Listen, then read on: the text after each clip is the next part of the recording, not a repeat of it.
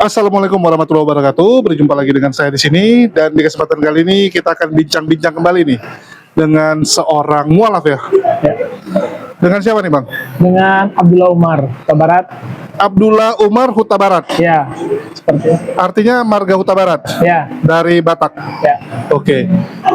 Umar Abdullah itu kan nama Islam. ya. Nama aslinya Kalau nama dari akte kelahiran Dendri. Denri. Ya, Denri Huta Barat. ya, Sekarang jadi Abdullah Umar Huta Barat. ya. Itu ganti KTP atau enggak? Belum, belum, Oh, belum ganti KTP. belum. Cuma nama Islam. Ya, seperti itu. Syahadatnya kapan? 31 Juli 2020 31 Juli 2020 di Pondok Anaba. Oh, Ustadz Falan, Enggak, Ustadz Nababan. Ustadz Nababan kan? Ya, di Oh ya, Ustadz Nababan. Ciputat Bintaro. Oh, di Ciputat Bintaro. Ya. Kok bisa? Ya, Kodrolo kan ceritanya panjang dari 2018. Jadi di Semarang itu setelah mengalami perjalanan spiritual ya. Jadi teman saya itu berpesan kepada saya ketika nanti bersahadat, jangan bersahadat di masjid. Oke, Karena kalau di masjid belum tentu ada programnya. oke. Ada yang pembinaan. Ya, kalaupun pembinaan hanya 7 hari. Nah, sedangkan saya Kodrolo kan lulusan teologi. Oh, lulusan teologi? Ya, STH dong? ya. Oh, Masya Allah. Lulus wisuda 2014. Nah, jadi teman saya itu berpesan cari pondok atau pesantren atau yayasan Islam yang benar-benar pembinaannya bagus. Nah, waktu itu pilihannya ada dua. Satu, pokoknya salah satunya itu yang Anaba. Nah, ketika saya lihat di Maps kan, ternyata pondok Anaba itu dekat dengan stasiun Jurangmangu. Akhirnya ya udah, disitulah lebih memilih di situ. Satu lagi pilihannya apa? Udah lama ya, karena itu 2020 kerjanya, jadi udah agak lupa. Tapi itu ternyata masih bagian di Postivan ternyata. Oh, Mualaf Center Indonesia, Ya, MCI. ya almarhum. Tapi saya lupa cabangnya di mana yang saya waktu itu ketemuin di Maps. Kan ada cabang-cabangnya ya. Nah, saya lupa itu yang Ada cabang dan ada pecahan. ya itu. Seperti itu. Milih di tempat Ustadz Nababan ya. Ya. Ya, Ustadz Nababan salah satu ini sih. Ustadz yang menurut saya sangat bagus lah untuk pembinaan mualaf, dan kami pun sering sinergi, sering kerjasama sama Ustadz Nababan. Oh, Terus kalau boleh tahu nih, ya. kok bisa mualaf? Nah, itu di tahun 2014 kan, ketika 2014 ketika saya sudah wisuda sebagai STH, Sekolah Teologi itu bagian misi penginjilan, bagian pemurtadan Tunggu, ini STH di mana? di Malang. Oh, dari Malang. Ya, salah satu kampus di Malang. Nanti ini saya bawa ininya sih, bawa Sertifikat? Ijazah. Wah, bawa ijazah. Tapi mungkin nanti di off kamera ya. Oh, Takut terjadi sesuatu nanti kan. terus? Jadi 2014 di sana, terus ke Semarang untuk tadinya sih Ditempatkan di situ. bukan, pada awalnya di Semarang itu PKL, Yayasan Rehab di daerah Semarang. Terus 2014 wisuda balik lagi ke Semarang untuk profesionalnya. Jadi sebagai tenaga profesional, bukan sebagai tenaga PKL lagi di tempat yang sama. Nah, sampai di 2018 masih kerja di sana. Nah, Ini jadi Yayasan Rehab ini adalah punya pribadi, tapi kerjasama dengan Depsos. Nah, yang punya orang Kristen, beragama Kristen. Nah, di 2018 itu bertemulah saya dengan seorang Muslim yang tadinya saya pengen murtadin. kenapa pengen murtadin? Dari tugas kah atau memang keinginan pribadi? Karena kan saya sejak di kampus terbentuk untuk kalau ngelihat orang Muslim itu pengen murtadin gitu. Pokoknya kalau lihat Muslim, oh ini harus dimurtadin Ya, gitu. maksudnya pengen mendakwakan dia supaya masuk Kristen kan gitu. Loh, kalau gitu susah dong, kan banyak Muslim soalnya di mana-mana. Nah, justru karena itu kan di Matius pasal 28 kan itu tugasnya orang Kristen, walaupun Ya. nanti di dalam, kalau misalkan di bab-bab yang lain di pemandangan kita sebagai orang Islam akan ada ayat-ayat tambahan dan sebagainya. Nah, Tapi dari segi pemikiran orang Kristen kan Matius pasal 28 itu adalah salah satu tugas yang memang harus diemban oleh minimal ya orang teologia seperti itu, yaitu menjadikan semua bangsa muridnya Yesus kan seperti itu. Jadi bahkan di skripsi saya itu visi misi di belakang tuh, di halaman belakang tentang biografi kan ada visi misi, yaitu visi misinya menginjilkan dimanapun berada. Jadi terbawalah sampai ketika saya ini ada di Semarang sebagai tenaga pekerja seperti itu. Terus waktu mau nginjil itu kenapa yang Muslim itu? Jadi pada awalnya saya ingin mereka menjadikan dia Islam, tapi qadar Allah dia ya akhirnya kita diskusi. Dia menceritakan Nabi Muhammad, saya menceritakan Yesus. Nah, lalu di sisi lain pada saat itu di sisi lain dia juga menceritakan sahabat Nabi yang namanya Umar. Yang dulunya pembenci. Jadi salah satu orang yang siap mati pelindung. Ya, orang yang siap mati buat Rasulullah SAW. Nah, tapi jarak itu 2018 sampai 2020. Kenapa begitu panjang? Karena saya hanya bisa bertemu dengan teman saya yang ini setiap weekend. Pas lagi nggak kerja? Ya, jadi kadang seminggu sekali, kadang 2 minggu sekali, kadang 3 minggu sekali baru ketemu. Jadi tergantung kondisi, tapi intinya setiap malam minggu baru bisa ketemu dia. Gitu. Jadi kalau orang lain kadang-kadang malam mingguan sama pacar, saya malam mingguannya diskusi Alkitab, Al-Quran. Itu berapa lama memang diskusi sampai harus berkali-kali? Ya kan, karena kita jarang bertemu ya, jadi setiap kita bertemu ya diskusinya itu. Ya kan setahun 50-an minggu hari, ya. Ada 50-an minggu gitu. Ya, walaupun nanti diskusi yang lain ya, mungkin diskusi politik atau enggak ekonomi dan sebagainya, tapi kebanyakan membahas itu. Jadi selama 2 tahun itu? Ya, 2018 sampai pertengahan 2020. Sering membahas perbandingan agama gitu. Ya, bahkan qadarullah ketika 2020 sebelum saya syahadat, itu saya puasa Ramadan. Ikut puasa. Ya, padahal saya tuh masih Kristen. Dan qadarullah saya cuma bolong 4 hari. Ini temannya ini santri atau bukan? Mantan santri.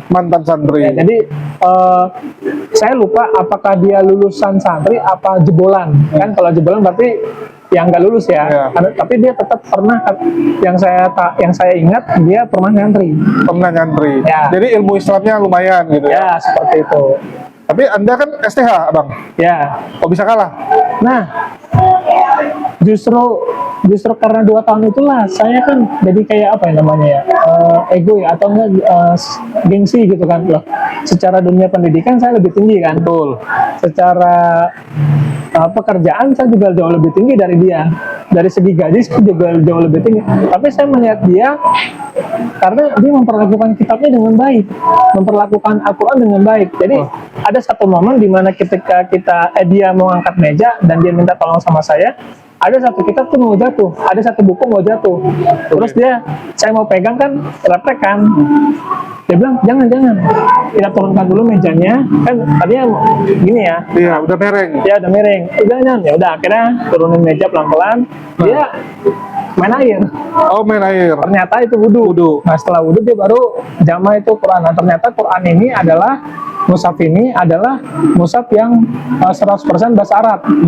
Yang nggak ada bahasa Indonesianya. Terus ya saya di situ mulai tanya, kok kitabnya dia diperlakukan sedemikian baik ya, sedangkan orang Kristen jarang kayak gini. Gitu. Di Kristen kan nggak ada aturan, orang mau cebok atau mau ngapain, mau boker pun bawa Bible, lagi baca-baca, udahlah tanggung.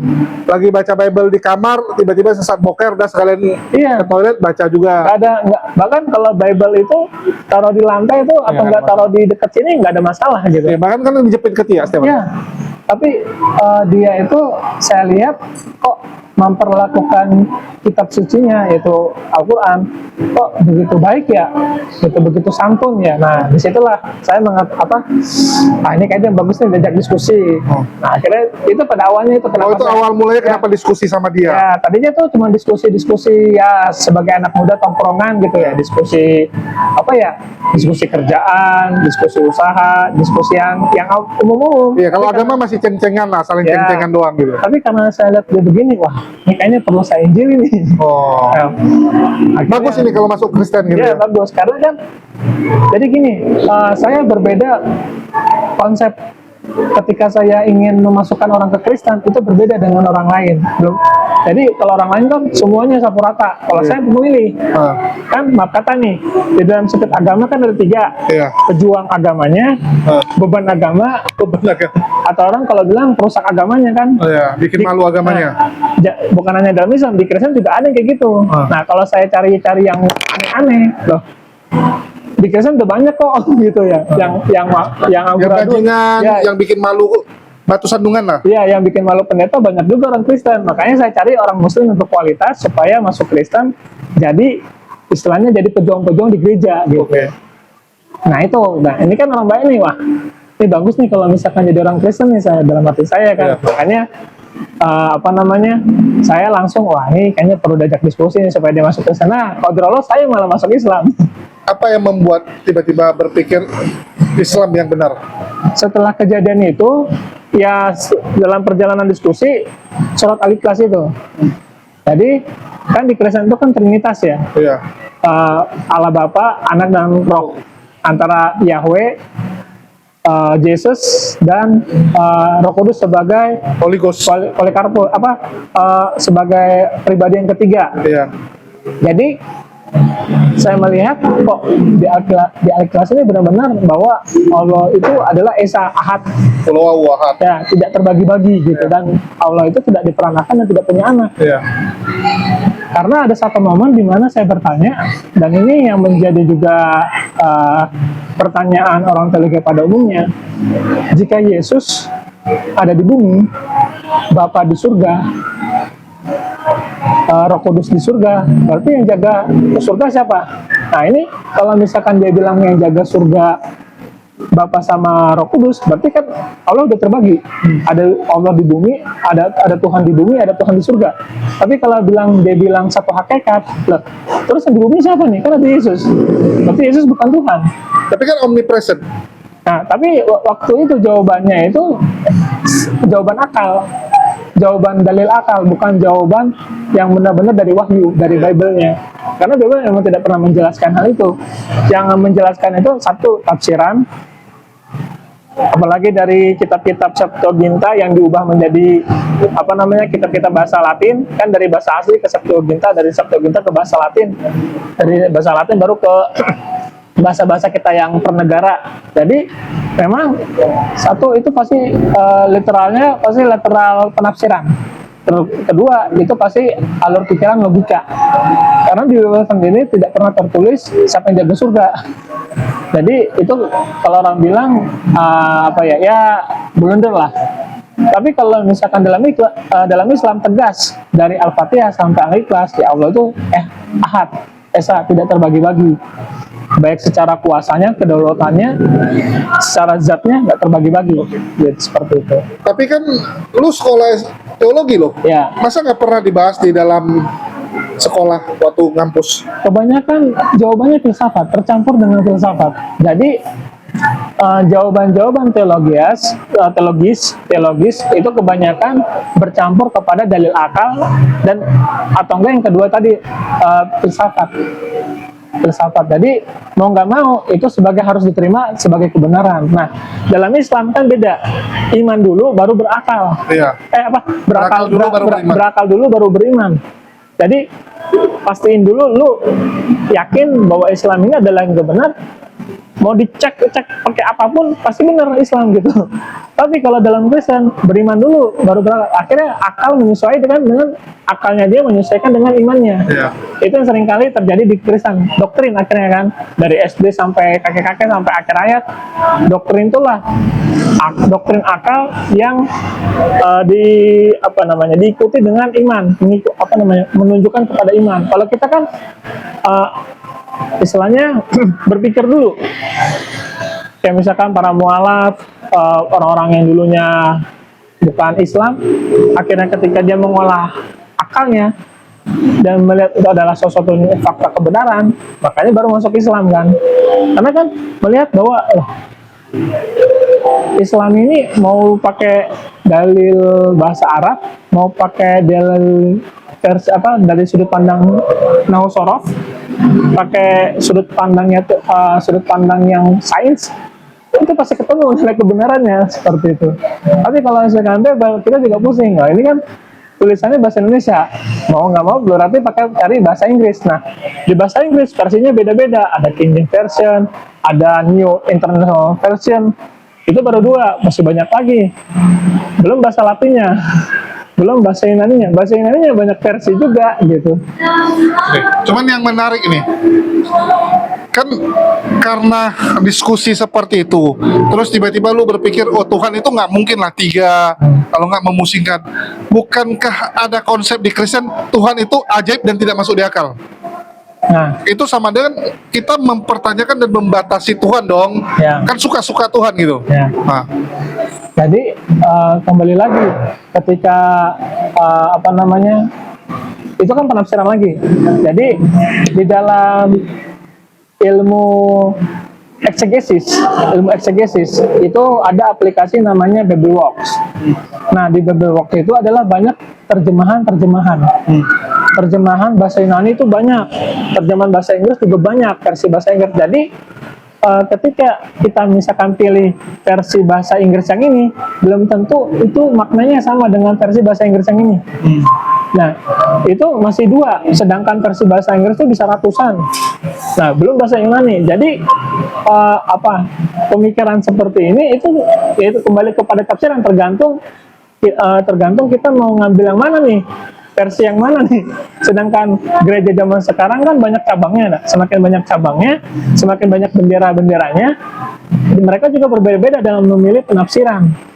Yang tadi ya, misalkan bahasa Inggris versi Bible versi bahasa Inggris ada 800. Oke. 800. kita ngerti. Oke, mungkin aku ini percepat aja. Ya.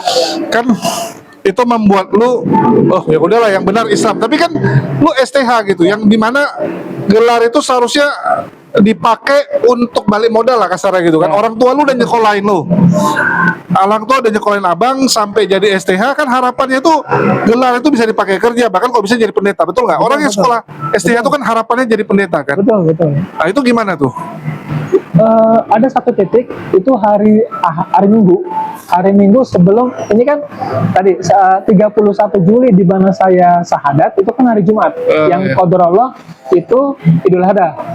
Nah, hari Minggunya kan hari Jumat nih, Kamis juga mundur ke hari Minggu. Itu ada satu titik di hari Minggu saya mimpin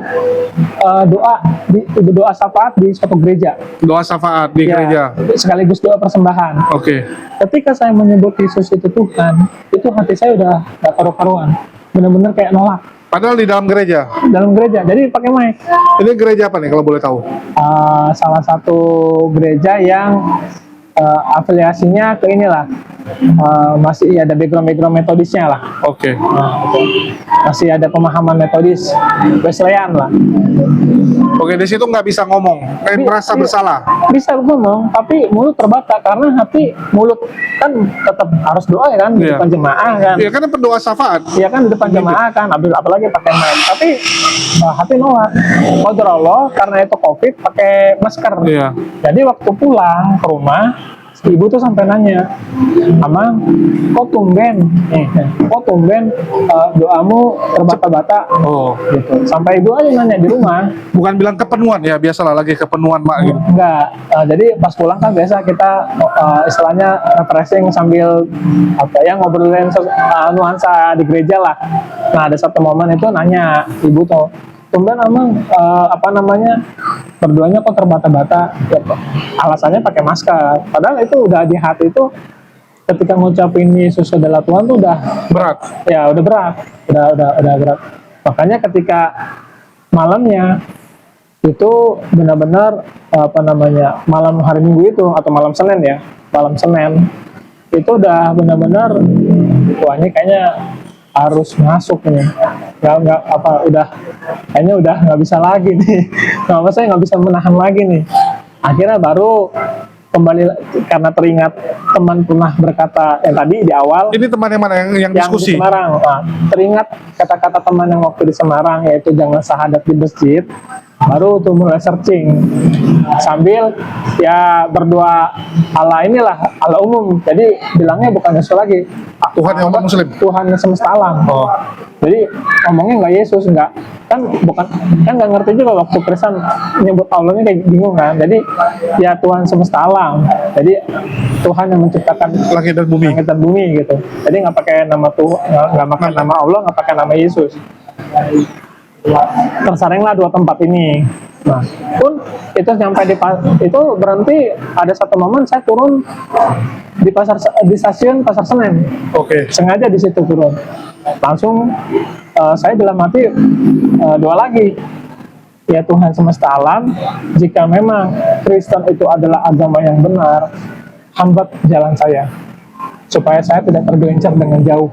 Tapi jika Islam itu adalah agama yang benar, Lancarkan. permudahkanlah jalan saya. Oke.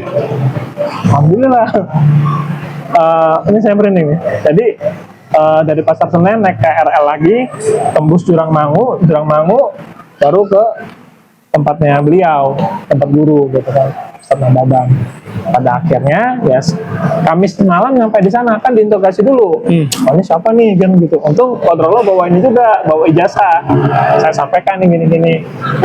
Ini mata-mata nih. Iya kan, akhirnya Jumat pada subuh itu pas umat Muslim sedang takbiran untuk Idul Adha, saya syahadat di situ. Masya Allah. Siapa yang syahadatin? Mas Anas. Ustadz yang di sana. Bukan, jadi dia sebenarnya ada musrifnya, tapi musrifnya menyerahkan ke mualaf yang agak senior lah di sana. Jadi syahadatnya sama beliau. Kalau Ustaz Nababan lagi nggak ada karena lagi ada ini tugas dakwah di NTT yang kurban. Oh, penyaluran kurban ke situ. Ya, di NTT, daerah NTT. Tempat pemurdadan juga di situ, kampung banyak Nasrani juga di situ. Bukan tempat pemurtadan dong, Pak. Tempat yang memang Kristen dong. Iya, jadi memang Ustaz Nababan di situ. Memang ada beberapa orang Islam, tapi kebanyakan Nasrani. Ya, beliau ada di sana sedang berdakwah lah sambil membagikan daging-daging kurban. Iya, udah lama nggak ketemu Ustadz Nababan nih. Ternyata mau ketemu. Hari ini malah ketemunya sama MCI. Sama Fandi, ketua pengganti Ko Stephen ya. Ya, Ko Fandi. Ya, pernah ketemu. Terakhir ketemu waktu acara di Bekasi yang Ustadz Fadlan. Padahal Karamatan. Ya, Acara apa? Itu yang acara mualaf yang waktu sebelum Idul Fitri ya, waktu Ada ya? Ramadan. Oke. Terus syahadat. Ya. Waktu syahadat tuh ngomong sama orang tua atau enggak? Oh enggak, Nggak ngomong. karena berkas-berkas saya yang lain masih ada di rumah. Takutnya kan kenapa-napa, karena kan saya mendengar dari pengalaman teman-teman saya yang Mualaf. udah lebih dahulu bersahadat kan, banyak yang aneh-aneh nih ceritanya nih. Banyak yang aneh-aneh ceritanya terhadap ya mengenai keluarga masing-masing. Makanya saya nggak pernah cerita sama orang tua. Sampai sekarang. Setelah bulan 11 kalau nggak salah, setelah bulan 11 saya kan syahadat bulan 7, bulan November saya ke rumah ditemani salah satu pengajar di Anaba, Ustaz Kopri. Tunggu loh. Jadi tinggalnya kan di rumah selama ini kan? Enggak, di Anaba. Oh, waktu syahadat di Anaba jadi ya? Iya, jadi waktu semenjak syahadat tinggal di Anaba. Oh, nggak kerja? Enggak kan, karena sebenarnya mau kerja, tapi ternyata dalam Islam itu ternyata ilmu agama itu luas. Terlalu luas malah. Ya, satu sisi saya pengen baca Quran, akhirnya dikasih kan kitab Iqra tuh. Ya. Iqra masih alif gitu. Jadi, buku ini? Ya ini katanya sebelum membaca mushaf. Oh gitu. Ya udah akhirnya entah kenapa ketika makin lama makin belajar malah makin bergairah buat belajar gitu. Nah, habis itu bulan 11 ada salah satu pengajar di Pondok Anaba yaitu Ustaz Kopri itu mau mendampingi saya ke rumah, tapi dengan catatan beliau dalam mobil. Oke, ini tujuannya apa mendampingi? Ngambil barang. Oh, ngantarin ngambil barang. Ya, minimal barang-barang saya, buku-buku teologi. Tunggu, ini selama ini orang tua taunya tinggal di mana? Nah, qadarullah dulu 2012 waktu saya masih mahasiswa, saya itu pernah pengen diorbitkan ke pemurtadan di Sukabumi. Oh, sempat mau ditaruh di Sukabumi. Ya, bukan ditaruh, ada yang ngajak. Ada yang ngajak. Ya, di Sukabumi. Oh, bukan dari STT-nya. Bukan. Tapi karena saya masih mahasiswa, tertunda. Pada akhirnya miskomunikasi. Tapi orang tua udah tahu, makanya Pernah mau direkrut jadi tim penginjil, ya, pemurtad. ya, tapi karena waktu itu masih mahasiswa, saya nggak bisa jauh-jauh dari kampus. Kalau mau daerah Jawa Timur kan. Ya, Malang sekitarnya lah. Betul. Nah, setelah itu, tapi kan orang tua tahu kalau ada momen itulah. Makanya ketika saya pergi di Pondok. Juli 2020 itu, saya berbohong ke orang tua. Saya bilang saya mau ke Sukabumi. Ya, orang tua kan percaya. Ditanyain tujuannya apa ke Sukabumi? Ya, udah tahu. Karena kan 2012 Sudah pernah ditawari. udah pernah cerita tentang itu. Oke. Oh, jadi bilang saya jadi nih ke Sukabumi. Ya, gitu. Padahal saya ke Tempat Ustadz. ya Mondok. gitu, seperti itu ya. Baru November sekitar, ya kalau nggak salah Oktober atau November lah, intinya saya kembali ke rumah, saya bawa barang, jadi cuma drop doang, drop barang ke mobil, gak lama pamit lagi. Baru karena COVID makin merajalela, qadarullah pengajar di Ikhwan stop. Karena ya COVID kan. Tapi kan karena saya niatnya memang syahadat, saya bingung nih, kok nggak ada pelajaran lagi nih. Izinlah saya ke Pak Kiai Senababan, pengen hijrah belajar ke Tasik bulan 2 Februari 2021. Nah, setelah itu 4 bulan saya di Tasik, baru bulan kelima bulan Mei 2021 baru saya nelpon di situ. Kan jauh Bu, jauh sekali dari rumah. Jadi saya ngomong orang tua kalau saya sudah masuk Islam. Waduh, lewat telepon pula ngomong. Telepon. Nah, awalnya ya seperti yang saya pikirkan, memang pada awalnya orang tua saya dikira ngeprank gitu, bercanda. Ya, setelah pembicara 2 hari kemudian bicara lagi Lewat telepon. ya, lewat telepon lagi, karena kan orang tua ngiranya ala bercanda, Iya. ngeprank gitu. Akhirnya orang tua benar-benar ini Terkejut. ya, terkejut kalau saya benar-benar masuk Islam, seperti itu. Terkejutnya seberapa terkejut? Ya apa ya, ya kecewa lah kayak. Soalnya udah di sekolahin STH mahal. Tapi Belum balik modal. Qadarullah ya, saya masuk lulus wisuda itu sangat jarang dibantu sama orang tua. Jadi justru yang dari segi kecewanya ya kampus yang lebih kecewa, karena Iya. dari mereka saya Beasiswa. dapat donaturnya lah. Oh, dicarikan donatur padahal. Ya gitu, Untuk bisa kuliah ya. seperti itu. Tapi sama donaturnya kenal. Ada yang kenal, ada yang enggak. Yang enggak itu biasanya saya tulis surat. Biasanya bendahara kampus itu setiap akhir semester minta saya untuk bikinkan surat ucapan terima kasih setiap akhir semester karena udah dibantu, seperti itu. Lucu. Terus orang tua cuman terdiam atau sampai maki-maki, nggak boleh kasih pulang atau gimana? Kalau nggak kasih pulang atau enggak, itu malah justru orang tua pengen pulang. Iya, pengen langsung ketemu. Ya, supaya mungkin otak saya dikecil lagi lah ya. Iya. Tapi untuk maki-maki ya pasti, ngapain kamu Islam itu agama jin lah. Nah, tapi kan karena dulu belum belajar banyak, Oh, ke masjid pula. karena dulu belum belajar banyak, akhirnya kan emosi yang timbul, akhirnya ya berdebat akhirnya sama orang tua. Karena kan belum ada ilmu lah ya. Nah, qadarullah ya pelan-pelan, dikit-dikit belajar, akhirnya cara tektokan sama orang tua kayak gimana gitu. Seperti itu. Sekarang udah diterima. Dulu masih belum. Jadi sebenarnya orang tua terima-terima saja dari sudut pandang mereka, tapi dengan catatan satu, tetangga-tetangga kan udah pada tahu semua. Terus yang kedua, orang tua pengennya saya tetap bersama mereka. Nah, itu yang saya nggak bisa. Tinggalnya. Iya. Oke, artinya tinggal sejak dari tempat Ustaz Nababan tinggal di mana Bisu? Nah, di pondok itu kan di beliau kan di Sana Baban sampai bulan 2 tadi. Bulan 2 sampai bulan 6 saya di Tasik. Baru ikut adalah mondok di salah satu daerah Jakarta 2 tahun. Baru setelah itu mondok lagi di daerah Boyolali. Oh, sempat sampai ke Boyolali, Jawa Tengah. Ya, itu untuk belajar pendalaman lagi untuk belajar akidah sama fikih. Fikih mazhab Syafi'i seperti itu. Terus sekarang? Ya ini pada saat ini ya di salah satu daerah sedang membantu pondok. Jadi membantu pondok. Ya ikut-ikut bantu pondok. Bantu apa nih? Ya untuk ya apa aja sih dibantu. Ya kemarin kayak Hari Mualaf itu acara-acara tuh kok bisa diundang?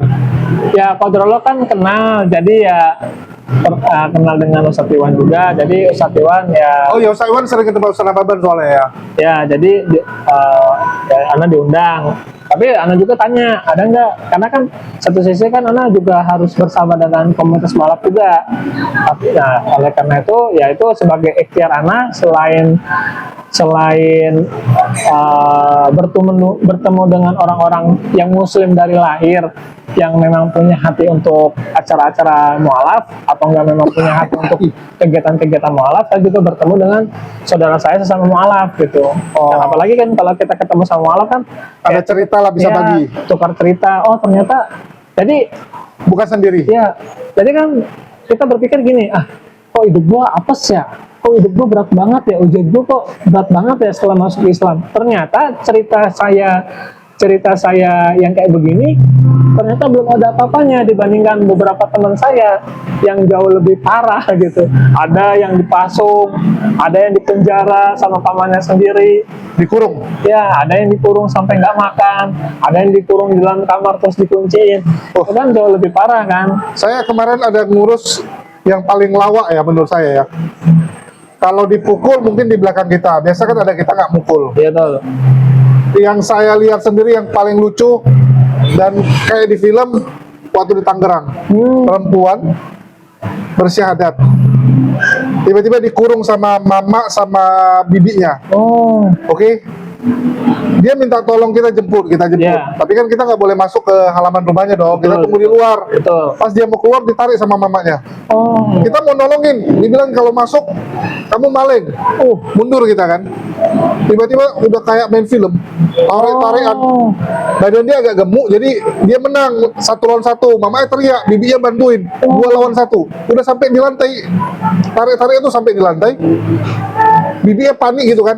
Terus ada keponakannya yang kecil, yang masih SD gitu, disuruh telepon abangnya. Telepon abangnya, kami bingung nih kan, mau masuk nggak dikasih betul. ya. Terus warga udah pada liatin, tetangganya udah pada keluar. Kita nggak berani masuk daripada nanti dilaporin polisi, karena waktu itu udah pernah diancam yang syahadatin dia mau dilaporin.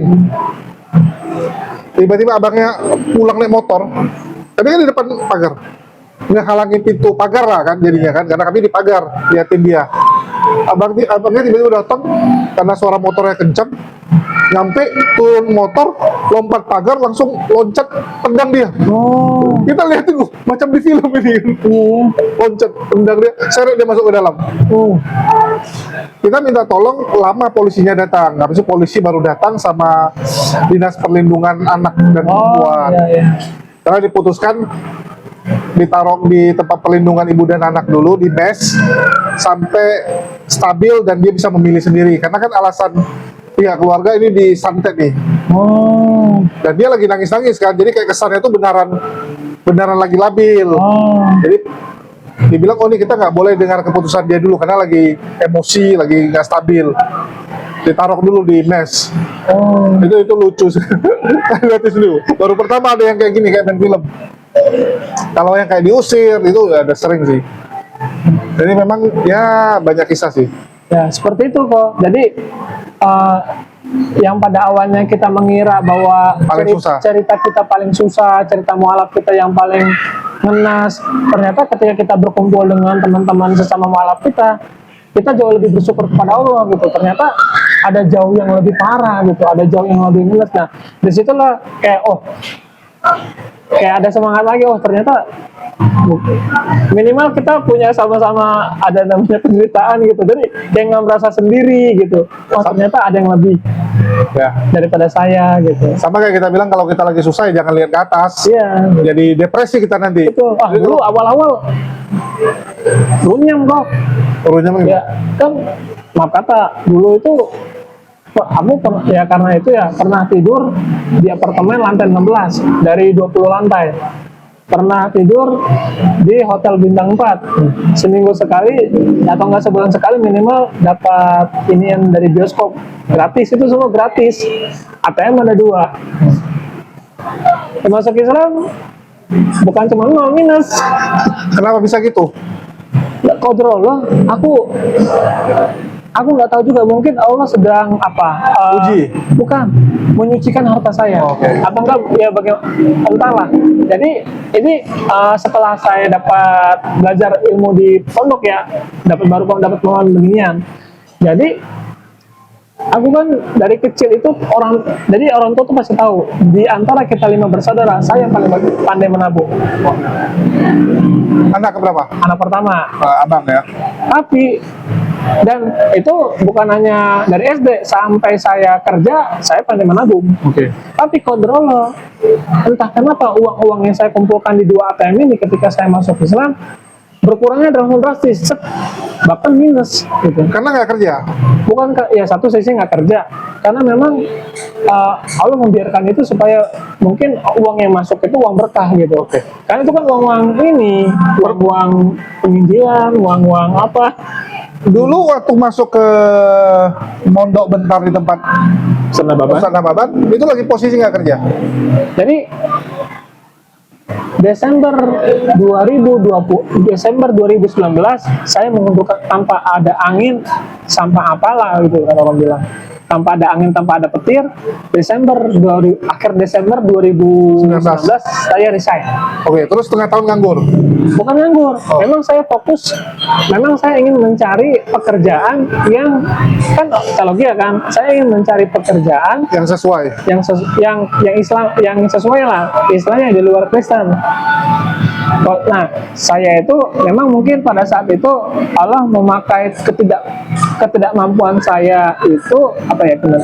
Karena saya mikirnya lockdown apa ya, flu apa kemarin itu? COVID itu seperti flu burung, flu babi, SARS, MERS, paling sebentar kan gitu kan. Makanya saya pede dong Desember 2019 selesai gitu kan. Pokoknya 2020 ekonomi tambah parah, banyak ya semua pada tutup, gimana gitu. gimana nampung karyawan. Itu benar-benar saya nggak punya pengetahuan ke situ karena saya mikirnya kan karena kita yang udah anak zaman jebot ya, maksudnya anak tahun 90-an kan udah pernah ngalamin flu burung, zaman flu babi, zaman MERS MERS sama itulah dan sebagainya. Jadi kita SARS, jadi saya menyangkanya paling sebentar gitu kan. Ternyata itu lama dan saya kaget. Oh, bisa lama kayak begini. Bisa lockdown pula ya. Iya, kalau misalkan 6 bulan doang saya bisa siap cuma bertahan di ATM. Ternyata kok panjang nih. Gitu. Tapi satu sisi memang saya keluar itu memang satu tujuan saya supaya saya bisa fokus untuk benar-benar yakin kepada Islam. Jadi kalau saya pernah satu sisi saya kan kayak tadi cerita kan saya kan berarti 2018 sampai 2020 kan teman saya nih tapi kan saya kerja terus di tempat orang Kristen.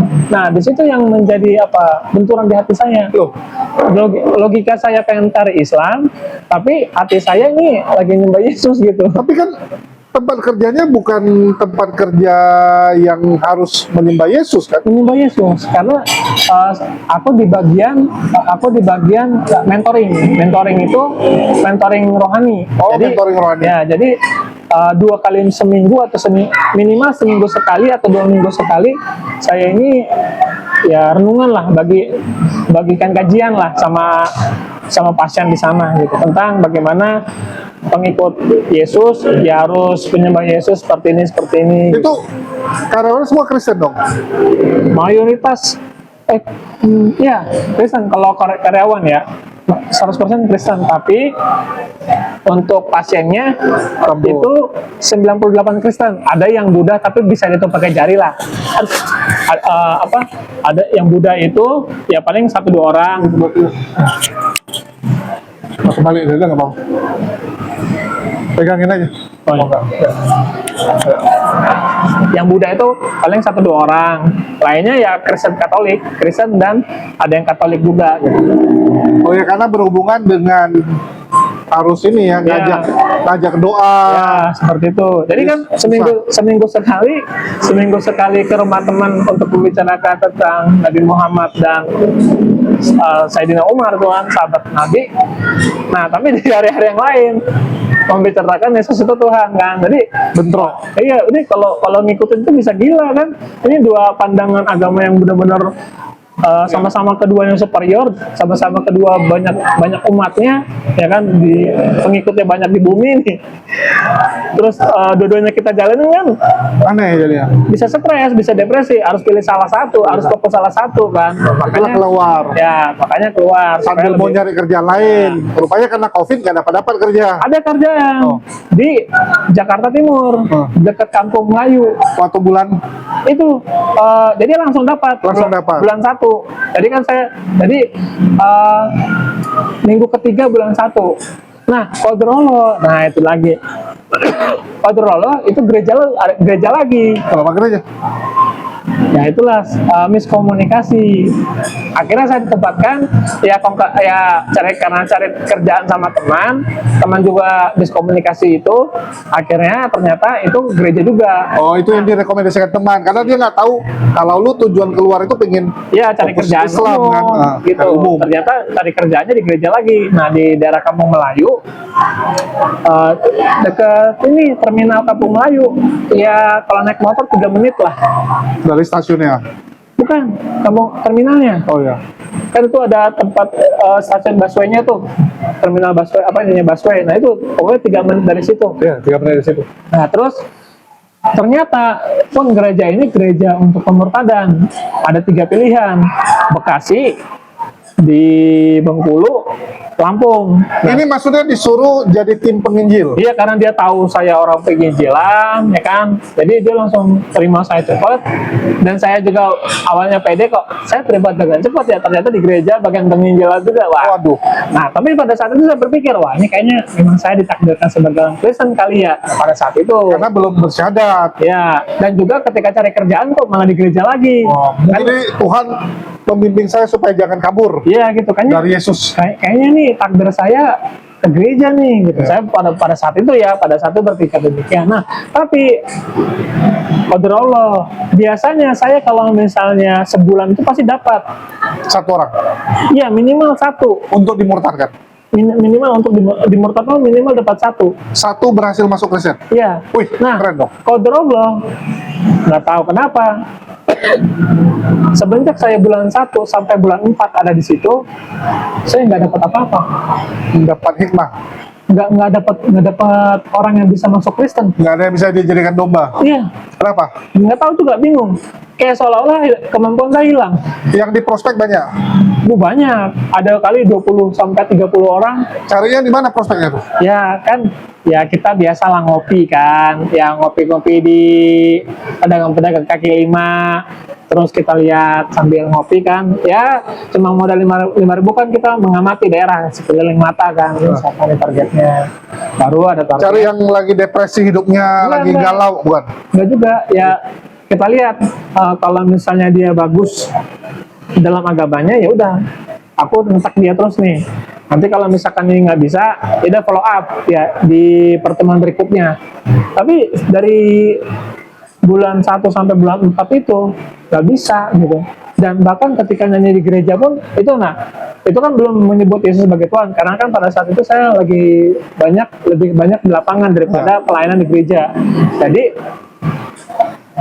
kok ya berusaha nyaman, nyembah Yesus berusaha nyaman, tapi udah mulai ada tanda. Tapi pada saat itu ya mau gimana ya, ini kayaknya udah takdirnya Kristen kali ya kan gitu. Kodroloh bulan 4 itu saya balik lagi tuh ke Semarang, tapi saya berbohong lagi sama pendeta di situ. Saya bilang saya mau penginjilan ke Jogja, jadi saya putar ke orang tua. Saya bohong, saya mau ke Sukabumi, mau kemana, sama pendeta ini saya ke Jogja. Padahal saya ke stasiun Pasar Senen buat ke Semarang lagi. Ngapain ke Semarang? Itu ketemu teman saya, Oh, diskusi lagi. bukan menenangkan hati, bukan diskusi lagi, udah yakin. Nah, tapi udah yakinnya itu masih gimana ya? Ya gimana ya, dulu kan Kasarnya inilah, udah niat tapi pengen didorong. ya seperti itu. Nah, disitulah saya puasa Ramadan pada saat masih Kristen, yang bolong 4 hari doang.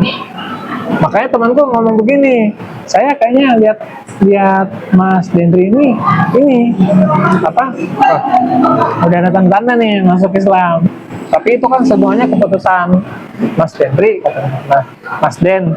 Jadi saran saya itu tadi, jangan pernah kalau misalkan mau syahadat suatu saat nanti, pesan saya jangan pernah syahadat di masjid.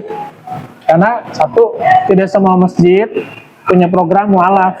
Terus yang kedua, tidak semua masjid pun kalau misalkan ada program, kebanyakan 7 hari, berapa hari, nggak full. Sedangkan Mas Dan ini adalah orang teologi yang nggak boleh cuma belajar Islam sepupu doang, harus libur gitu. Kalau teman saya bilang gitu.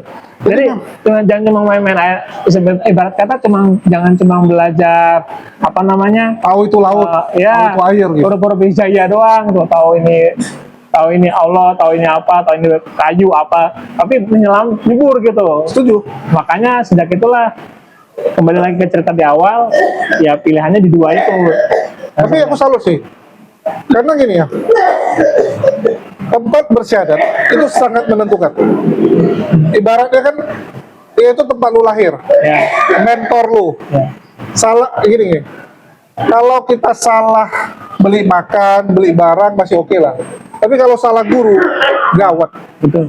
Salah guru tuh paling gawat tuh, karena lu sesatnya tuh panjang kan. Betul. Lu didoktrin, diajari yang nggak benar gitu kan, bisa kacau. Karena balik lagi, saya lihat banyak sih sebenarnya. Ada beberapa teman-teman tuh yang bersyahadat, terus setelah syahadat ditinggal, nggak diurusin. Nah itu. Ada yang diurusin tapi urusnya ngaco gitu. Ya. Ada yang sampai karena dia perempuan, ya didoktrin kamu harus nikah. Rupanya karena ada temannya yang mau nikahi dia gitu. Nikahinya bukan sebagai istri pertama, istri kedua lagi. Kasihan gitu. Jadi banyak yang terakhir ujung-ujungnya malah murtad lagi karena salah urus. Nah itu. Jadi memang sangat pengaruh sih. Betul. Itulah saya kemarin ke Semarang belajar ya. Di Semarang tuh ada namanya sekolah mualaf. Kita mau terapkan itu di Jabodetabek, walaupun bakal lebih ribet dan susah, karena kalau di Semarang ngumpulin orang lebih cepat kan. Kalau di sini kan orang kalau di mana-mana kan kejauhan mikir dia kan. Ya. Masa saya belajar di situ kejauhan gitu. Nah, ini kita lagi mutar cara juga gimana supaya bisa jalan. Tempat sudah ada. Tempat sudah apa, cuman mau memulainya kok kayak berat gitu. Ya. Nah, tapi itu nanti sih. Terus bersyahadat, hidup susah. Kenapa memilih bukannya nyari kerja tapi ya udah mondok aja? Pengen cari kerja, tapi kan ya saya tahu jalan pikiran orang Kristen ya. Iya. Jadi fitnah di saya ini meraka-raka aja, dan memang udah ada omongan ternyata, dan tebakan saya benar gitu. Tebakan saya benar bahwa Bagaimana? Lanjut lagi. Iya. jadi saya udah menekan-nekan nih fitnah-fitnah yang bakal terjadi ke saya, dan itu ternyata kejadian bahwa saya itu masuk Islam satu buat nikah. Masuk Islam itu pasti kaitannya sama ekonomi. Oke. Nah, padahal saya itu bisa berdiri dengan kaki saya sendiri waktu masih Kristen. Makanya saya udah berani mengorbankan itu, fokus saja belajar. Ya seperti kata teman saya juga, nyemplung sekalian, belajar lebih dalam lagi supaya tahu itu apa itu al-Islam. Habis itu baru kalau misalkan sambil berdagang-dagang cari duit gitu, karena basicnya kita udah dapat. Bahkan ini kan udah 2006, udah jauh nih, berarti apa istilahnya, kalau orang bilang orang mau fitnah saya, orang Nasrani mau fitnah saya masuk Islam Karena nikah. duit, karena nikah udah nggak bisa lagi, karena Iya, belum nikah sampai sekarang. ya, karena saya memang saya fokuskan untuk belajar gitu, dan saya korbankan itu. Jadi apa alasannya kan? Apa alasan lagi yang mau mereka serang? Nggak bakal bisa gitu.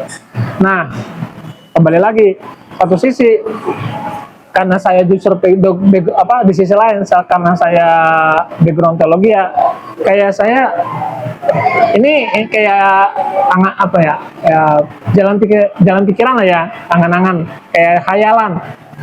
Kok kayak merasa ada beban di pundak gitu, kayak kita dulu penjahatnya Nabi gitu, penjahat ajarannya Nabi Muhammad.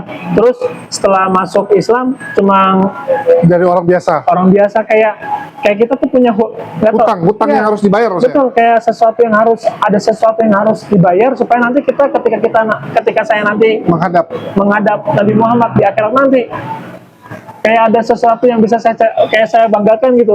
Setuju. Ya Nabi, dulu saya waktu kafir, Memang saya bandel dulu, Iya, tapi saya waktu- sudah tebus dengan ini. Gitu. iya gitu. Ya Nabi, waktu saya kafir, saya murtadin orang, tapi ketika saya masuk Islam, saya nyebur gitu di dakwah gitu. Nah, itu yang saya karena saya merasa kayak ada beban gitu, ada merasa kayak punya hutang, walaupun satu sisi kan dalam ajaran Islam segala sesuatu perbuatan kita yang kita lakukan di dalam agama sebelumnya sudah dinolkan Betul. kan, sudah dihapus. Tapi tetap masih. Tapi tetap walaupun udah dihapus sama Allah, rasa hutang itu masih ada gitu, kayak aduh, kayak misalkan kita Merasa bersalah lah. Terus juga kalau misalkan kita melihat teman-teman Islam, sesama saudara kita yang Islam udah ada di backpackin udah mulai di teropong-teropong sama penginjil-penginjil, masa kita nggak bergerak gitu. Jadi kayak, wah ini harus kita ada punya kayak gini-gini. Dulu kan lu teman gue, sekarang gue udah masuk Islam, mau nggak mau gue bentengin saudara gue dong, masa lu biarin kan gitu. Nah itu yang kayak rasa-rasa beban dan utang itu yang sampai sekarang ada bakanya. Nah tadi ya udahlah, kalau misalkan memang jalan hidupnya seperti ini, ya udah jalan-jalan dengan ikhlas gitu, dengan tawakal seperti itu. Sama, dulu saya juga sempat fokus di penginjilan, yang kita pelayanan. Jadi begitu di Islam kayak kalau jadi biasa-biasa saja tuh kayak dulu gue kok semangat di sebelah, masa Iya. di Islam gue nggak semangat kan, kasarnya gitu kan. Betul. Jadi kita harus lakukan lebih juga gitu. Ibarat juga kayak merasa malu nanti di akhirat gitu, kayak merasa malu di hadapan Nabi Muhammad nanti di akhirat, kayak di kafir kita Berapi-api. brutal, semangat berkobar-kobar. Di dalam Islam kayak orang-orang yang biasa aja, kayak kayak orang lemah, gemulai, kayak nggak bisa berbuat apa-apa untuk dakwah gitu. Ya minimal kan kayak misalkan melalui podcast ini kan siapa tahu obrolan ini akan menjadi pahala jariah, menyemangati Orang-orang, kaum muslimin dari lahir untuk lebih Semangat. lagi dalam berislamnya. Nah yang masih Nasrani, siapa tahu Ya, yang lagi ragu-ragu lah, Ya. mau masuk Islam nggak, jadi dapat jadi ada semangat, dorongan. ya ada dorongan, ada pushnya. Oh ini ada mualaf bercerita begini, kayaknya bener nih Islam nih. Akhirnya mereka semangat lagi, ada push karena ada sering melihat cerita-cerita mualaf, mereka akhirnya lebih tertarik lagi kepada Islam, akhirnya masuk Islam. Kan kita nggak ada yang tahu kan, apalagi di media sosial ini.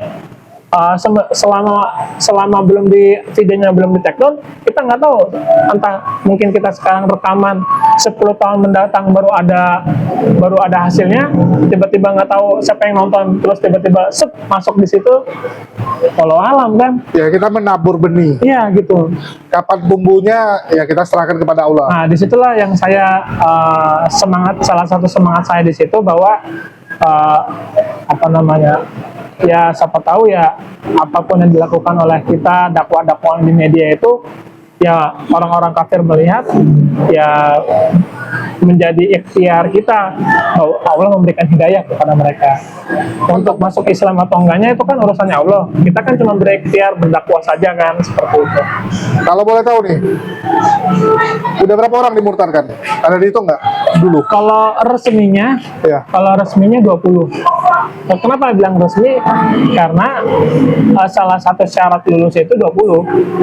Selain skripsi harus ada. Dari mana tahu ini orang murtad atau cuma pura-pura murtad supaya lu bisa lulus? Kan nanti ada tantangan. Oke. Dia tantangan sama seperti kita punya sertifikat mualaf, mereka juga ada tantangannya.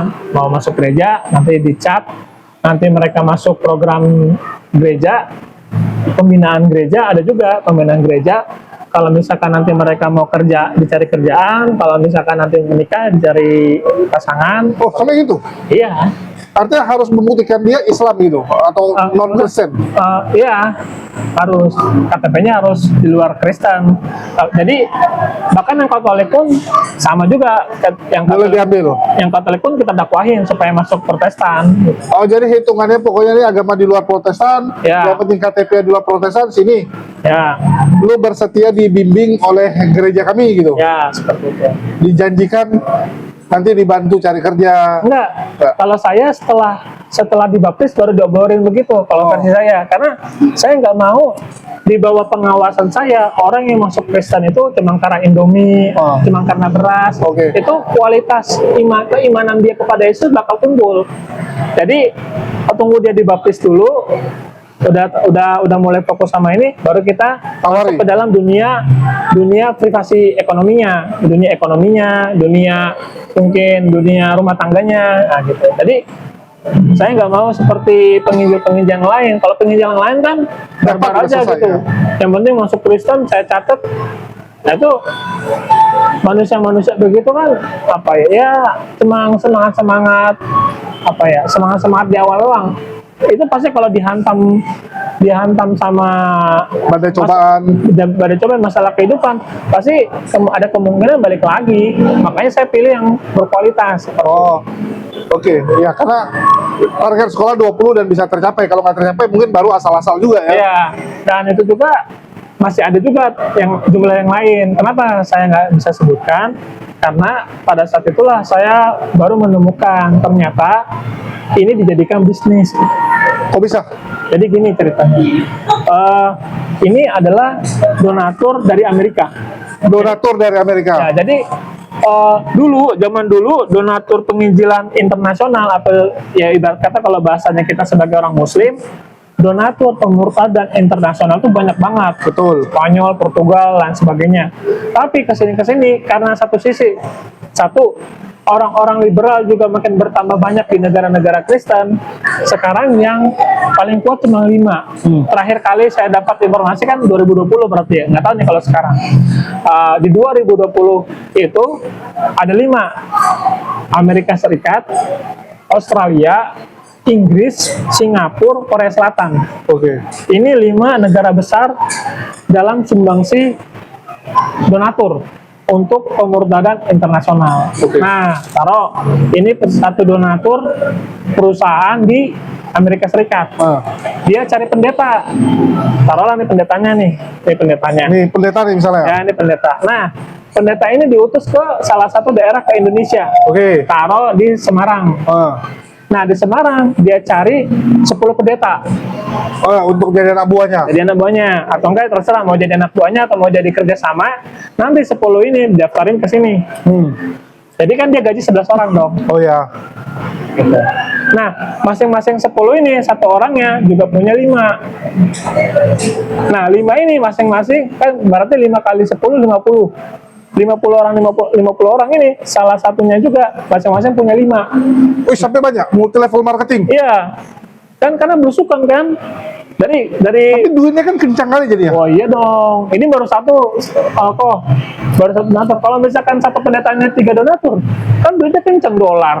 Oh, jadi bisa juga dia main 2 kaki gitu ya, 3 kaki. Iya, memang kadang-kadang begitu. Memang kadang-kadang permainannya begitu, sama-sama tahu.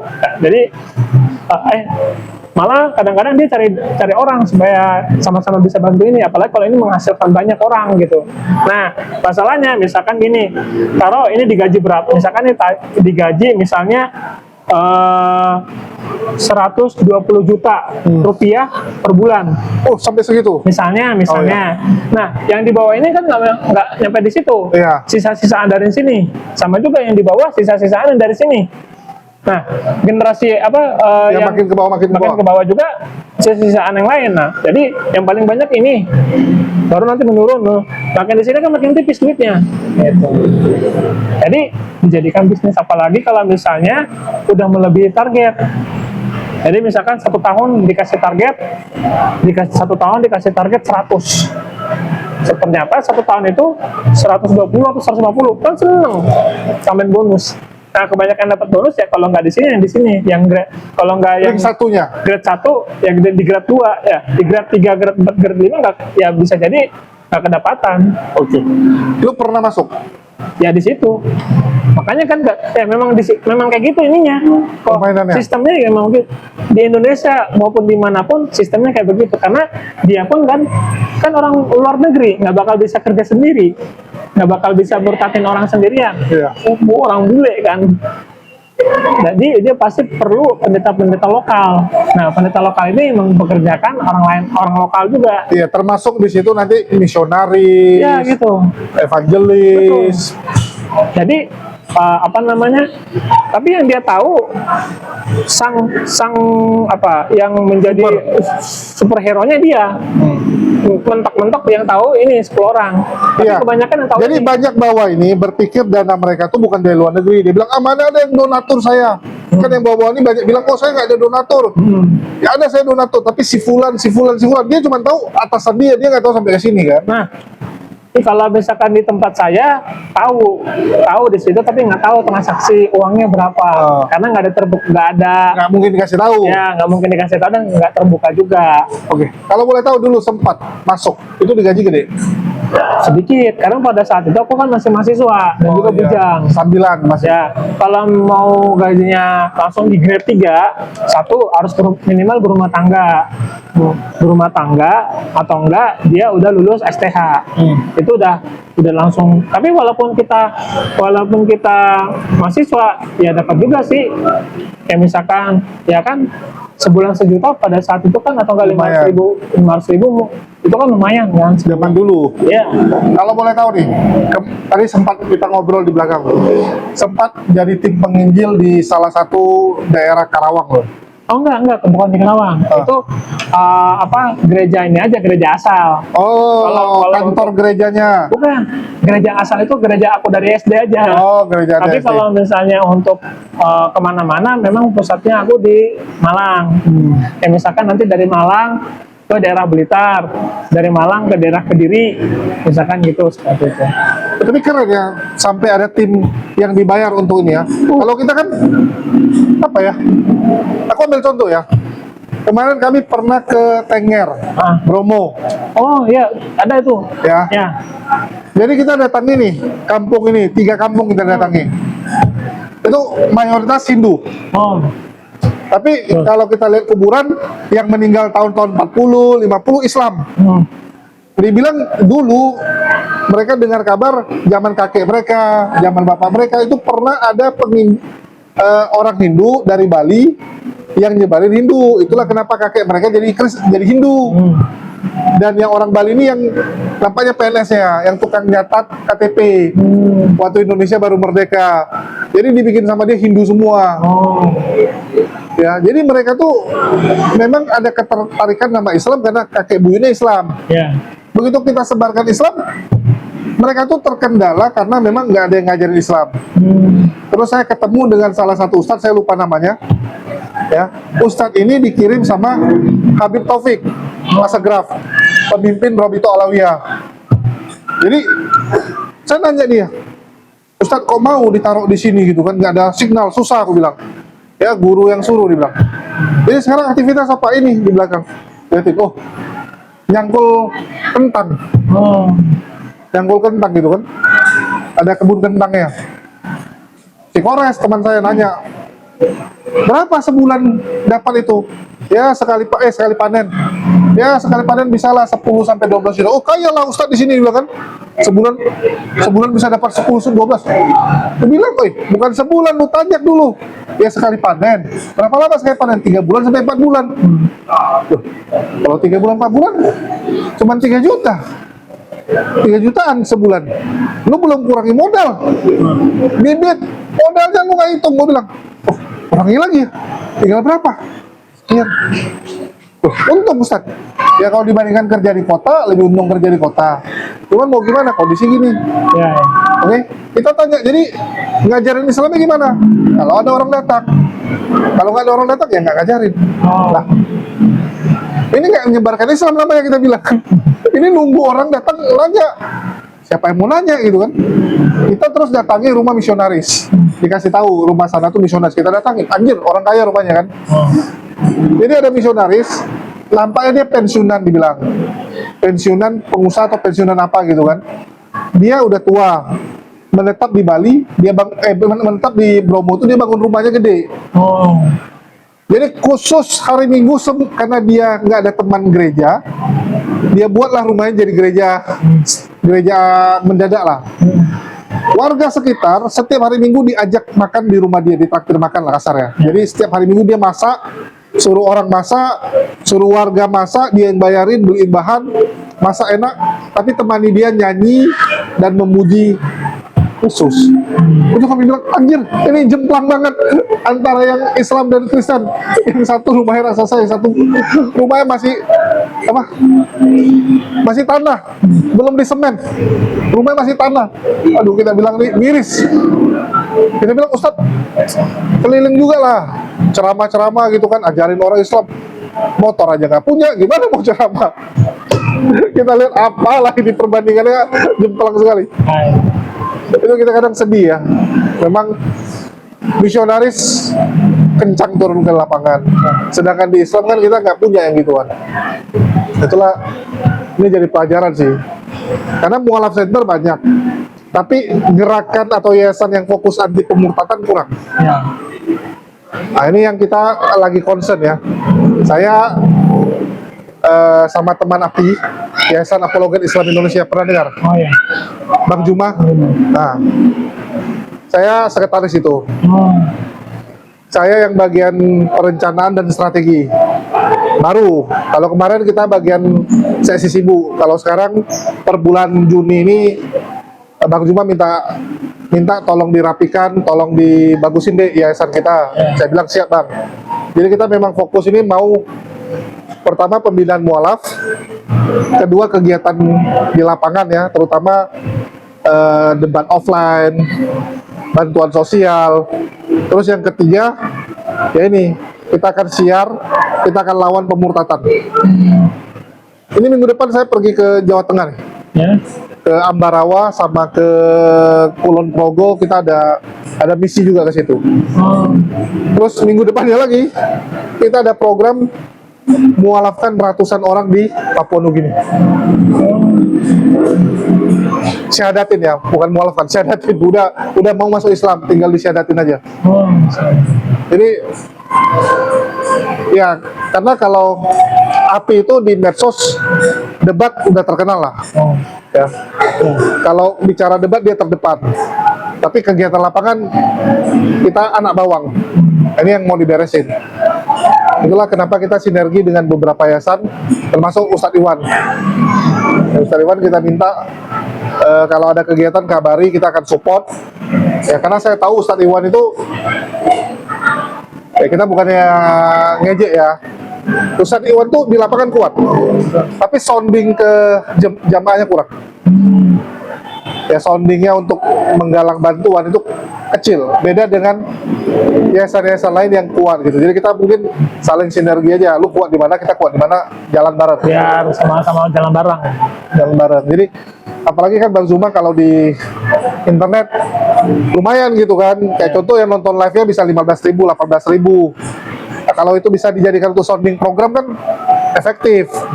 Yang nonton banyak gitu. Itu kita lagi pikirkan.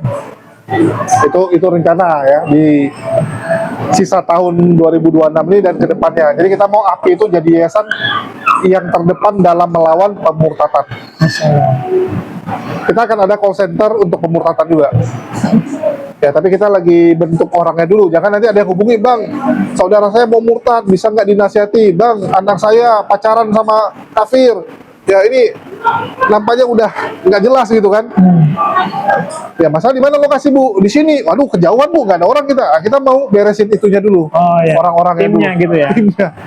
Karena API banyak relawan, tapi kita belum petain. Oh. Jadi kita butuh orang-orang yang ya istilahnya ini ada nih yang mau murtad, tolong dibantu nasihati gitu kan, bisa di Kalimantan mana gitu. Api nggak ada masalah, kita bisa danai. Tapi kan nggak mungkin dari Jakarta kita kirim, kejauhan, Ya. lama dan mahal. Ya betul. Mendingan orang setempat, karena dia lebih tahu juga culture orang sana kan. Ya. Kalau kita kirim sini salah-salah ngomong, salah apa dibacok, bahaya kan. Mandau lagi. Dimandauin, bahaya. Jadi mending orang sana, ya nggak apa-apa, kita akan support. Kita juga akan dakwah ke masjid-masjid. Ini bagus sih kalau memang ilmunya bisa dipakai ya. Kita juga ada rencana kita akan dakwah di masjid-masjid mengenai bahaya pemurtadan. Oh. Itu kita lagi mau jalan perdana tanggal 4 Juli. Oh, Masya Allah. Jadi kita udah hubungi masjid-masjid, masjid-masjid ini sekalian umumkan di sini juga ya di YouTube. Jadi kalau ada masjid atau kajian, nggak harus masjid, mungkin kalian punya kajian yang rutin. Kalian ingin mengundang API untuk ngisi mengenai bahaya pemurtadan, karena kita bikin ininya sih datanya kan, pentingnya belajar perbandingan agama untuk melawan pemurtadan, bahaya pemurtadan gitu. Kalian mau undang API, silakan kontak di nomor yang ada di bawah, ya di video ada. Kita akan datang, kalian tanpa perlu mikirin ini nanti gimana jamu orang API, gimana ngurusin orang API. Nggak, kita datang sendiri, kita bawa makan sendiri, kita bayarin kita sendiri, nggak usah dipikirin. Yang penting kita mau dakwah lawan pemurtadan. Nah ini udah mulai jalan di bulan Juli. Dan itu kedepannya kita bukan mau seminggu sekali, tapi kalau bisa tiap hari ada. Karena kan orang API banyak ya, jadi kita bisa bagi tugas untuk seluruh Indonesia. Kita susunin jadwalnya. Ini sudah ada tanggal 4, terus minggu depannya sekali lagi di Cianjur. Yang lain lagi nyocokin jadwal. Oh, Cianjur. Jadi ya inilah yang bisa kita buat untuk umat gitu kan. Ikhtiar kita ya. Ikhtiar kita ya. Jadi kita juga nggak bisa nunggu masjid ngundang kan. Betul. Mending kita udah nawari diri Ya. ya. Kalau masjid ngundang belum tentu. Kalau kayak Dodi mungkin masjid udah mulai banyak yang undang. Kalau ini kan bisa dibilang yang kita tawari teman-teman baru ya. Kalau Bang Juma berebut orang undang ya. Kalau Bang Juma ke Jakarta itu yang WA, Bang bisa nggak Bang Juma ngisi, bisa nggak Bang Juma? Bang Jumanya nggak bisa ya. Jadi kita lagi sorongin teman-teman yang lain untuk bisa ngomong juga di publik, dan kita bahas itu ya. Tapi ya ini bertahap, karena beresin itu kan kayak beresin apa ya, sampul yang kacau balau lah. Jadi ini kita lagi beresin pelan-pelan. Kemarin baru debat lagi, jadi bakal banyak jadwalnya. Termasuk itu kita akan bikin mualaf berdakwah. Salah satu programnya adalah selain teman-teman yang di API, kita juga akan lihat ada nggak mualaf-mualaf yang kita bina ataupun mualaf dari luar yang bagus dalam membahas anti pemurtadan. Ini kita akan rekrut untuk ngomong ya. Yang pasti untuk masalah uang jalan lu ya, uang capek lu, API yang keluar. Kita akan usahakan dari kita yang keluar gitu. Itu sih. Itu sekilas info ya program yang akan kita kerjakan.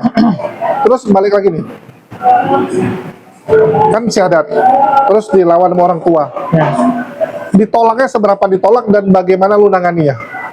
Kalau ditolak itu paling karena ini aja ya, apa? Nggak terima mualaf. Ya belum menerima status agama saya sebagai seorang Islam. Tapi sebagai anak sebenarnya Nggak ada masalah. nggak ada masalah. Hanya saja yang menjadi masalah itu adalah ketika itu tadi orang tua tuh menuntut saya untuk tinggal bersama mereka. Kamu yang nggak mau. Ya, karena saya tahu mudaratnya jauh lebih besar daripada saya tinggal di luar. Kenapa? Nanti dikasih makan babi gitu. Satu itu, kedua lingkungan tetangga. Oh, Kristen semua. Ya, mayoritas tetangga orang tua itu mayoritas Kristen. Pasti dan ada berapa? Dan gereja asal saya yang tadi dari SD itu jaraknya ya 5 menit jalan kaki lah. Jadi cukup dekat dengan gereja. Wah, kalau saya di situ terus, bagaimana saya Kuat. ya, dan belajar pengalaman dari teman-teman saya yang lain, ada beberapa kasus kembali kepada Kristen. Saya nggak mau. Kenapa dong? Apa maksudnya? Saya nggak mau. Maksudnya ada beberapa kasus mualaf kembali kepada Kristen gara-gara kasus yang tinggal bersama orang tua. Lebih banyak kasusnya daripada tetap menjadi seorang Islam. Dan ketika saya tahu ini tempat saya ini lebih banyak mudarat, lebih baik saya tinggal di luar. Oke, iya itu boleh sih. Ya, karena itu tadi satu sisi rumah dekat yang nggak begitu jauh dari gereja, satu sisi rumah orang tua juga lingkungannya Circle-nya itu. circle-nya Kristen, mayoritas Kristen, walaupun ada yang Islam, tapi ya depan itu udah Kristen.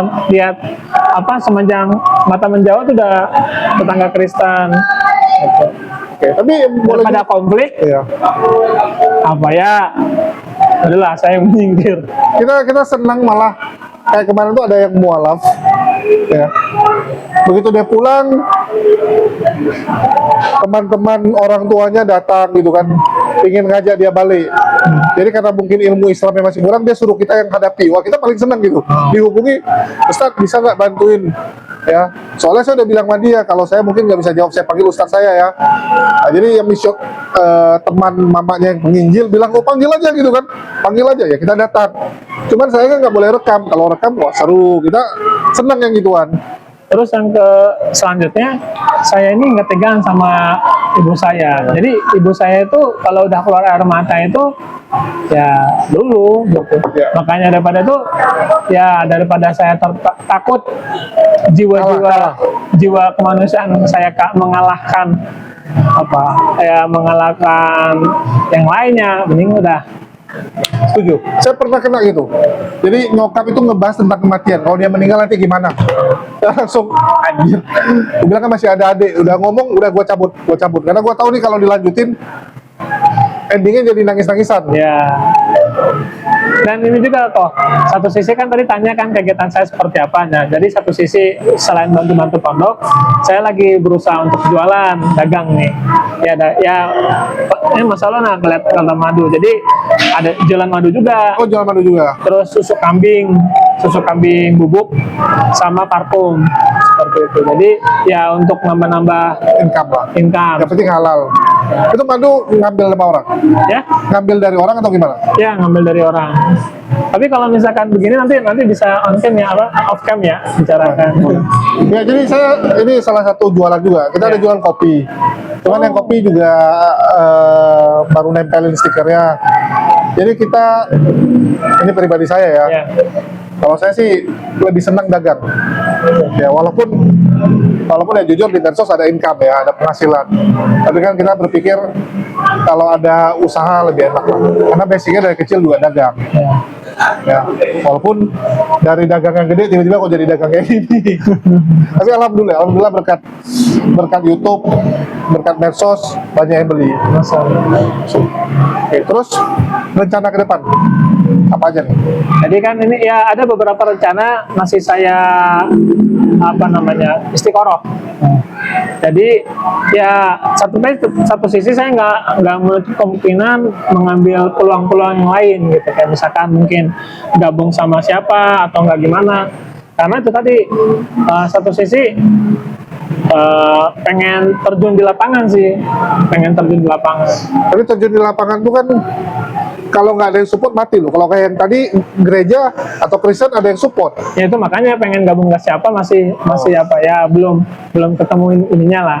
Karena Cuma kita- nanti oke bisa bicara. Karena kita nggak pungkiri kan, kalau lu asal tempur nggak disediain Ya. amunisi, ya udah mati gitu kan. Lagi pula kan waktu saya memang penginjil kan, saya kan memang orang lapangan.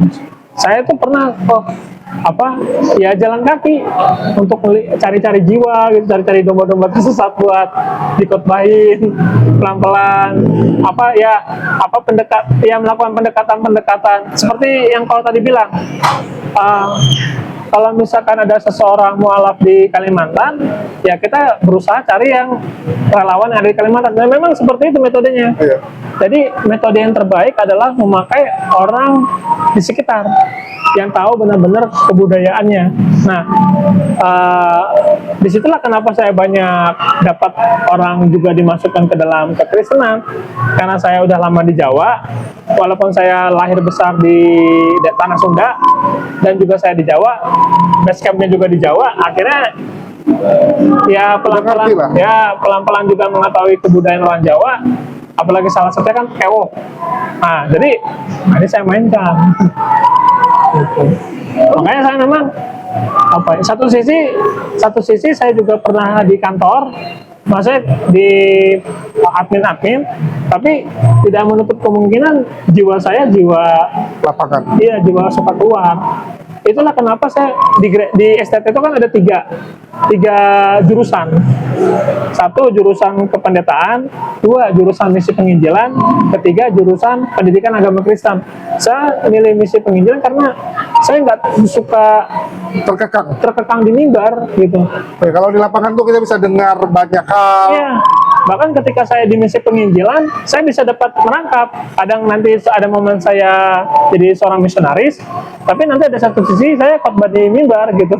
Walaupun saya khotbah di mimbar gak banyak ya, karena kan tetap kita orang lapangan kan, yang kepake pendeta-pendeta. Tapi ada beberapa momen kita khotbah di mimbar, siap aja waktu itu kan. Oh, tembak, ayo gas. Enak sih. Ya sama, kalau saya juga dulu basic saya debat. Awalnya debat. Cuman karena udah banyak teman yang debat, bosan juga sih. Jadi ya udah saya coba lapangan. Tahu yang Gilbert Lumondong viral? Oh ya. Yang dia sempat nyinggur jakat sama sholat. Ya. Tahu kerjaan siapa? Hah? Kerjaan saya. Oh. Saya menemukan video itu, saya viralkan. Ya, sampai yang nonton tuh banyak sekali, sampai saya ditelepon oleh teman-teman semua. Ya, terus Saipudin Ibrahim, Oh, gitu dia. Dia kalau ketemu saya nangis dia. yang masih di Amerika tuh. Iya. Istrinya sama saya teman baik. Oh. Istrinya sama saya teman baik. Istrinya ngomong bahwa orang Islam nggak jahat. Itu sampai malu dia.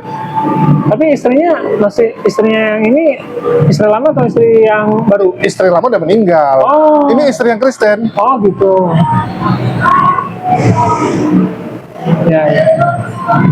Istrinya sama saya dekat. Jadi malah istrinya yang ngebela Islam. Itu malu kali dia. Dan dia tuh benci banget sama saya. Pak Paul Jang juga dulu saya yang bongkar. Siapa? Paul Jang yang lari ke Belanda. Oh.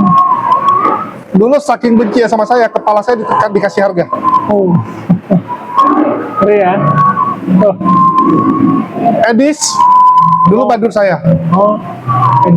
Edis sampai sekarang kalau ketemu saya dia nggak berani debat. Karena kita pernah dekat secara ini lah ya, teman ya. Bahkan sampai dia waktu nggak bisa pulang dari Singapura, saya yang nolongin. Jadi dia bilang kalau sama Julius janganlah, soalnya hutang budi. Oh. Jadi dia nggak pernah mau debat. Kalau sama teman-teman lain baru debat dia. Karena dulu masih banyak rekam jejaknya itu gimana dulu dia dari hutang budi tiap hari gua putar-putarin. Sampai dia kesaksian masa lalu dia sakit-sakitan, saya masih punya soalnya. Oh. Jadi dia bilang jangan diungkit-ungkit lah. Iya. Itu lucu sih. Dan kita syukur ada badut kita yang bisa terkenal. Jadi memang ya apa ya, dakwah itu nggak terbatas sih. Betul. Nggak terbatas, serunya di situ. Mungkin itu aja, karena sudah mau maghrib juga bentar lagi guys. Nanti mungkin kita kalau ada kesempatan kita akan ngobrol lagi lebih panjang, yang lebih seru ya. Nantikan aja teman-teman ya. Mungkin itu aja dari saya. Ada lagi tambahan mungkin? Dah. Cukup. Oke. Terima kasih buat semuanya. Di akhir kata saya ucapkan wassalamualaikum warahmatullahi wabarakatuh. Sampai jumpa di lain kesempatan.